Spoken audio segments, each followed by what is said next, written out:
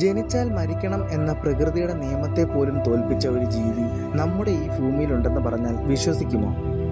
അമരത്വം അഥവാ മരണമില്ലാത്ത അവസ്ഥ എന്നത് പുരാണങ്ങളിൽ മാത്രം കേട്ടിട്ടുള്ള ഒന്നാണ്. എന്നാൽ യഥാർത്ഥ ജീവിതത്തിൽ ഇത്തരം സവിശേഷതയുള്ള ഒരു ജീവിയുണ്ട്. തുറിറ്റോപ്സിസ് ഡേർണി എന്ന ശാസ്ത്രനാമത്തിൽ അറിയപ്പെടുന്ന immortal jelly fish. Yes, the real fact of immortal jelly fish. Let's welcome.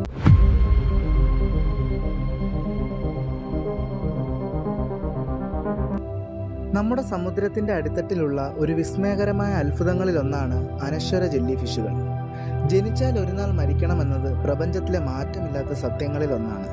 ഈ ചെറിയ ജീവി ആ നിയമത്തെ അക്ഷരാർത്ഥത്തിൽ കാറ്റിൽ പറത്തുന്നു. എന്തുകൊണ്ടാണ് ഇവയെ അമരൻ എന്ന് വിളിക്കുന്നതെന്ന് അറിയാമോ? മറ്റ് ജീവികളെ പോലെ വാർദ്ധക്യം ബാധിച്ച് ഇവ മരിക്കാറില്ല. 1883 ശാസ്ത്രജ്ഞരാണ് ടീഡോർണി എന്ന ഇനത്തെ ആദ്യമായി വിവരിച്ചത്. 100 വർഷങ്ങൾക്ക് ശേഷം 1980കളിൽ ഇവയുടെ അമർത്യത ആകസ്മികമായി കണ്ടെത്തി. പ്രായമാകുമ്പോഴോ പരിക്കേൽക്കുമ്പോഴോ അല്ലെങ്കിൽ ജീവിക്കാൻ പ്രയാസകരമായ സാഹചര്യം വരുമ്പോഴോ ഇവ തങ്ങളുടെ കോശങ്ങളെ പുനർജീവിപ്പിച്ച് വീണ്ടും ശൈശവാവസ്ഥയിലേക്ക് മടങ്ങുന്നു. അതായത് പ്രായപൂർത്തിയായ ഒരാൾ വീണ്ടും കുഞ്ഞായി മാറുന്നത് പോലെ.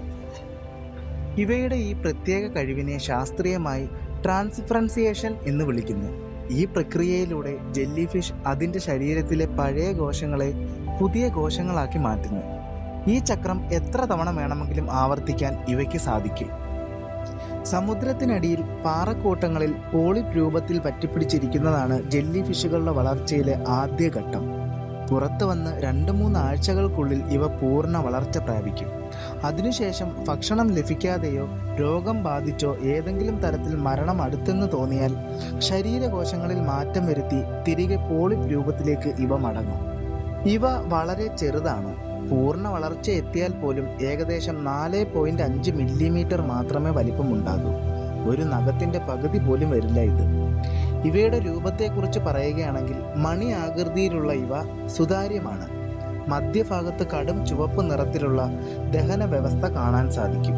ബയോളജിക്കലി ഇവയ്ക്ക് മരണമൊന്നുമില്ലെങ്കിലും കടലിലെ മറ്റ് മീനുകൾ ഇവയെ ആഹാരമാക്കാറുണ്ട്. സ്രാവുകൾ, ആമകൾ, മറ്റ് വലിയ ജെല്ലി ഫിഷുകൾ എന്നിവ ഇവയുടെ പ്രധാന ശത്രുക്കളാണ്.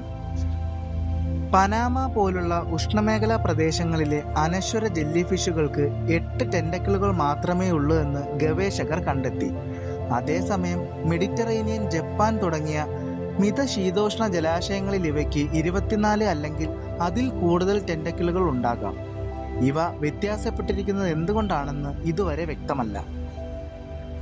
ആദ്യകാലങ്ങളിൽ കരീബിയൻ കടലിലാണ് ഇവയെ കണ്ടെത്തിയിരുന്നത്. എന്നാൽ കപ്പലുകളുടെ ബാലസ്റ്റ് വാട്ടറിലൂടെ സഞ്ചരിച്ച് ഇപ്പോൾ ലോകത്തിലെ എല്ലാ സമുദ്രങ്ങളിലും ഇവ വ്യാപിച്ചിട്ടുണ്ട്. ഇവയ്ക്ക് രസകരമായ ഒരു വസ്തുത ഉണ്ട്.